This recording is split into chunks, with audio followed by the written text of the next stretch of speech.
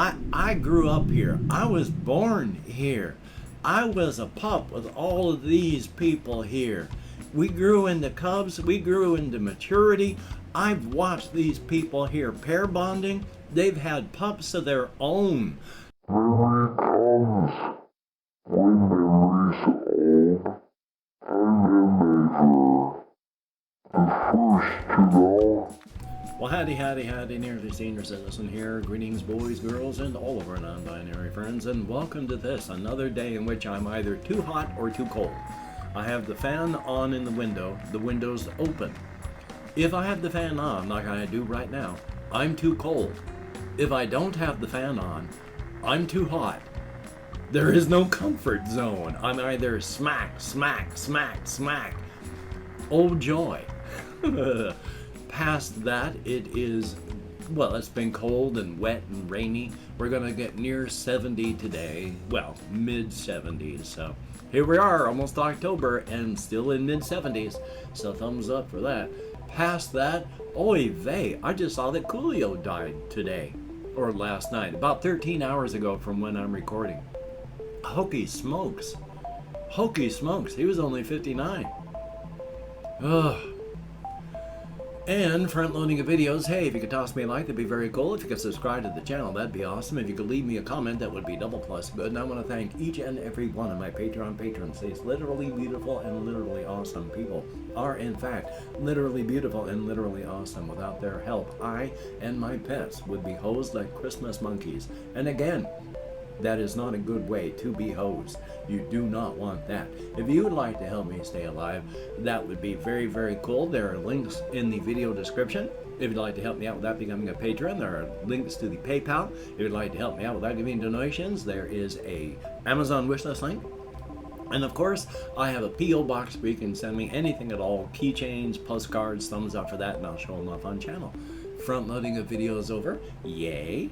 So yeah, it's been a day. Oh boy, I mean, shucks, I think Coolio was even younger than I am. And he's gone now. Ugh. Rap is not my favorite genre of music. I mean, I don't really have a favorite of anything.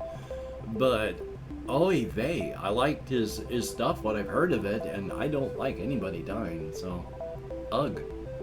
And also, of course, remind me of my own oncoming mortality. Thumbs up for that. There are a fair amount of things that I do want to talk about. Some of them, like my health-wise. Yesterday, before I went walkies, back when I was heavy, and did not exercise, my pulse was always high, like 90. Back when I was an active alcoholic, it was like 100. So it's always been high, and I've been heavy most of my life. Since my wife has died, I have been walking a lot every single day, like 6 miles every single day in one fell swoop. Because of that, I've lost weight. Well, I got sick and lost weight, but exercising has helped keep my weight off. And because of that and the exercise, my pulse has come down. It went down to 55 before. Well, a couple of years back, I had a few times where my pulse actually dropped down to 30 beats per minute. And that's a really weird feeling because I got dizzy, like I was going to pass out between each heartbeat, which is a weird feeling when it goes lub dub, and they go, oh, lub dub, ah, lub dub. So that was fun. I have since been diagnosed as having a problem with one of my nodes in my heart. I have bradycardia, slow heart rate. So last night, before I was going out to go walkies, my pulse had dropped just on its own for no good reason down to 51. It's been doing that lately. As long as it keeps beating and doesn't fall so slow that I pass out, we're all right though. Thumbs up. Tachycardia, your heart beats too fast. Bradycardia, your heart beats too slow. I don't know if it's damage or if it's just exercise plus other things. So I gotta watch that, and have been having to watch it for a while now, but still, oy vey. And last night, I played a fair amount of NoteQuest with this next to me but not used. And I'll explain what this is. The extra sheet. The author of the game, NoteQuest, really needs an editor. Plus, his native language is Portuguese. He's Brazilian. So there's a translation thing, but the book is put together not very well at all. Needs an editor, just like Martin Knight needs an editor. But when you're doing a lot of self-publishing like that, you don't have editors. But there is a Facebook group where apparently the author hangs out a lot. And so while I was playing, I was watching a YouTube series from this guy who was playing the basic game, and then after he conquered at least one dungeon, he was going to go on to do the expanded world stuff. So I was out here playing while he was playing, and I was watching his videos, and he was clarifying some things because he had questions. And he must be, I don't know what nationality the person who does the stuff is, because he sounds totally like American. But he's using character sheets that are in Portuguese, and I think talks on the Portuguese Facebook thing to the author, so hard to say, not important. Point being though, there are a lot of rules that don't seem that fun with clarification. Like, if you want to check for a trap, if you want to undo a trap, you have to spend a torch. You can only carry 10 torches with you. And if you run out of torches in the dungeon, that's it, you die. So you got to be careful with your torches. Every door you come across, you roll to see if it's trapped, and then you go from there. You spend a torch, you undo the trap. The person who reading the rules had questions about that, got clarification. No, you spend a torch, and then you roll for the trap. If there's no trap, you wasted your torch. If there is a trap, it doesn't go off. So 5 times out of 6, you're going to waste your torch because you roll a 6-sided die on a door, and on a 1, it's trapped. 2 through 6, it is not. It's either locked or unlocked. The guy doing the videos, not too thrilled about that rule. I don't really like it either. Plus, when it comes to combat, a lot of these games, especially solo ones, if you're attacking more than one character in a group, you're going to have rollover damage. Like if you're playing D100 Dungeon and you're fighting a couple orcs, say, you'll have like a pack of orcs. A pack is wrong, but it's the idea of the word. And so they'll have X number of lines of their hit points, and when you do damage, you apply it to the first. If that kills the first character, you apply the remainder to the second character. If that kills the second character in the pack, you apply the remainder to the third, etc., etc. That's pretty much the standard way it works in a lot of things, because if you're fighting a pack or a swarm or a large amount of characters in a solo thing, that just makes it easier to do. There were questions. It's not clarified in the rules. So he asked the person, does it have rollover damage or what? And he said, no. You apply the damage to one monster. If that monster dies, then that's it. Not a good rule again. NoteQuest as a game is a deadly game as it is.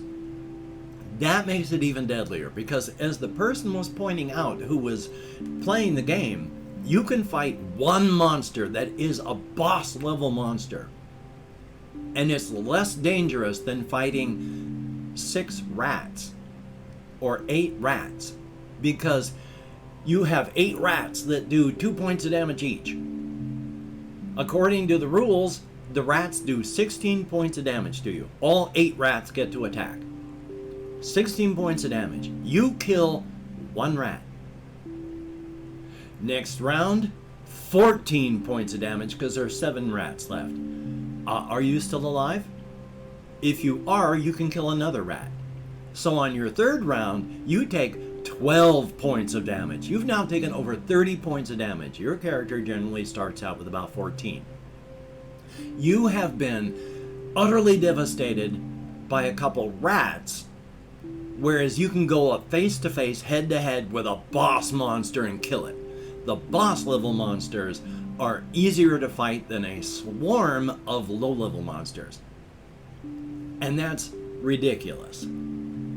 Now, the thing is, of course, there's homebrew rules and then there's official rules, but you have to remember that all rules, even these rules, these are homebrew rules. It's just that they're published. It's not like the guy who prints this and, wrote it and all that, chipped it away. Chipped away everything that wasn't the rules because it was given to him by God and he revealed what was given to us. No. He wrote the rules, homebrewed them so that the game was fun for him. The fact that other people also find it fun is good, but that fact remains that just because they're published doesn't mean they're not homebrewed. The official D&D, like 5e, the latest one that's come out, now they're coming on to the next one. Doesn't matter that it's a big publishing house doing it. Doesn't matter that there are a lot of people involved. They're not revealing something given to them by God. They're banging out homebrew rules that are fun for them and then publishing it for other people to buy. Homebrew your own homebrew rules. Gary Gygax, the original inventor of Dungeons & Dragons, said, you play Dungeons & Dragons the way that I have written it, or it's not a Dungeons & Dragons, and I don't want you playing it. But he wrote the rules so that they were fun for him. They're not going to be fun for everybody. Nobody is one fits all. Homebrew all of your rules.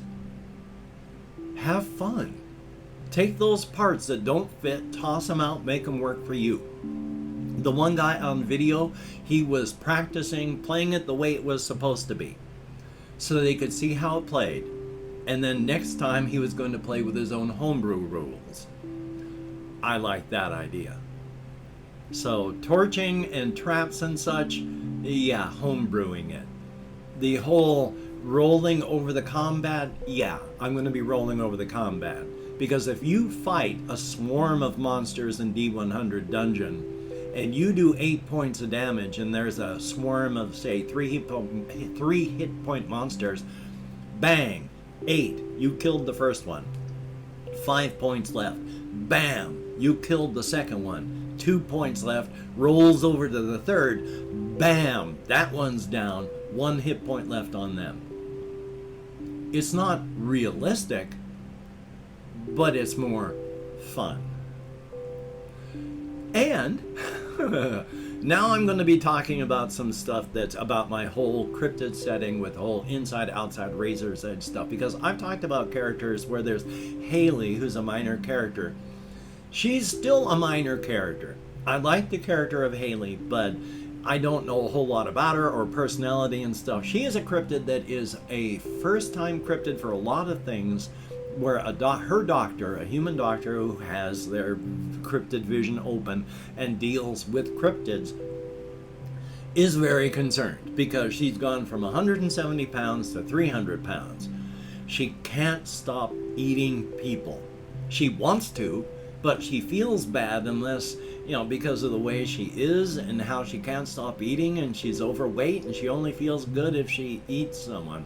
And then she feels terrible because now she's eaten someone again and she's gonna stay fat, and it's just, she's got the first cryptid that the doctor knows of who has a cryptid version of a human eating disorder. So that's a terrible first to have. Plus, she's morbidly obese, which is if you're 100 pounds over your desired weight, which is, by official charts and stuff, you are morbidly obese. She's 130 pounds over what she should be as a cryptid. She's morbidly obese. Her blood pressure's up. Her heart rate is up. Her blood sugar is up. The doctor is very concerned because as a cryptid, you don't want to be a diabetic. Oh my God, in our world, even with insulin, it is common for people with diabetes to have amputated limbs. If that happens to you as a cryptid, that's it. And even though Haley, like for the past month and some, has been eating an entire human being per day, he's a doctor, he's concerned about her health. You can't just eat people all the time. 125,000 calories per day, not good. So he sends her off to a person to get treatment, sort of physical therapy stuff, increase her exercise, work on her diet and such like that, and trying to get her some help up here from people that work with cryptids to deal with the actual mental part of the eating disorder.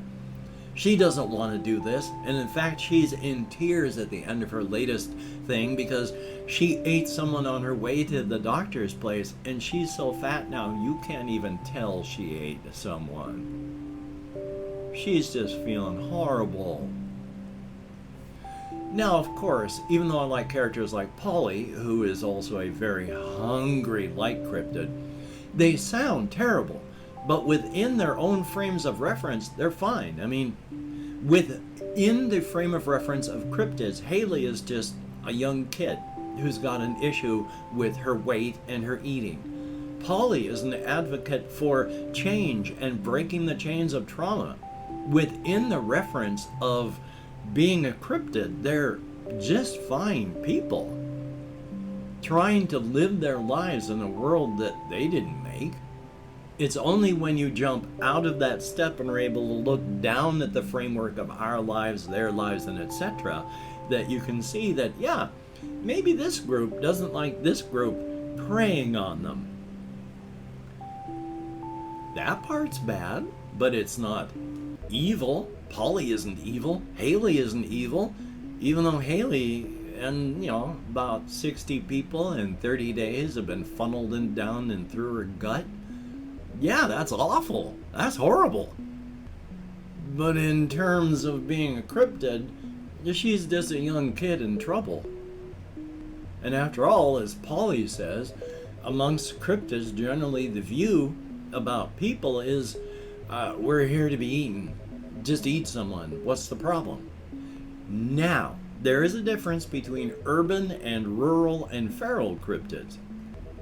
Feral cryptids, there's not a feral cryptid out there that needs to eat human beings, because if you do, you're going to starve. There's no people out in the wild.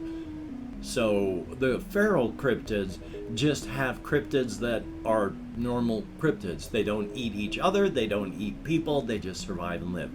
Urban cryptids, as I've been writing about, they are going through horrific changes. Rural cryptids are absolutely horrified by their urban cousins.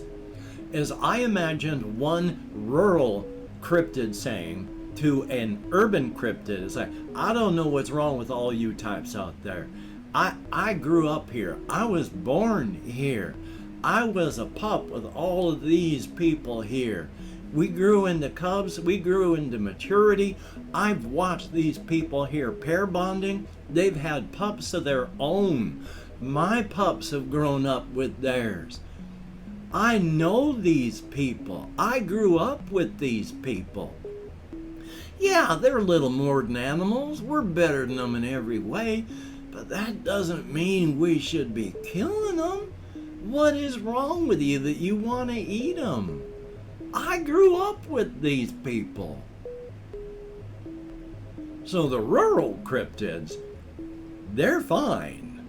It is the urban cryptids that are changing so quickly. And again, it's not even up to them. They are just absolute victims of our fears and dreams, hopes, nightmares, our best and our worst. They can't help being funhouse reflections shackled to us. And I've opened up 24 hours worth of comments from the community tab. I'm going to go through and thank however many people have left me comments in the past 24 hours. If I mispronounce the username, no disrespect is intended. And even though I count in American Sign Language, well, I'm doing a little bit better on my ADHD today than I was yesterday. Thank God. And if you've watched this far, thank you so very much. No one has forced you. If you have watched this far, you have done it of your own volition, and that is appreciated. Thank you so very much. JAYY, thumbs up. Thank you very much, and good to see you. There is JAWN, Dawn, thumbs up and thank you. Jesse Koskinen, always good to see you in the comments. And yeah, Incision does have kind of a rot vibe to it. There is Chris, greatly appreciated. And oh, that is a very juicy game. Then we have Ray, RYERIDGE, thumbs up and thank you. We have Adrian _FNTES, good to see you as well. Walkies are very important. RJ Mitchell, thumbs up, thank you much. And yeah, if I can ever push through my executive dysfunction, I do plan on doing some writing. I've been a writer my whole life. It's just been really, really hard these past couple decades because of my ADHD and executive dysfunction. I'm just drooling around my, not drooling, but salivating around my dentures so hard.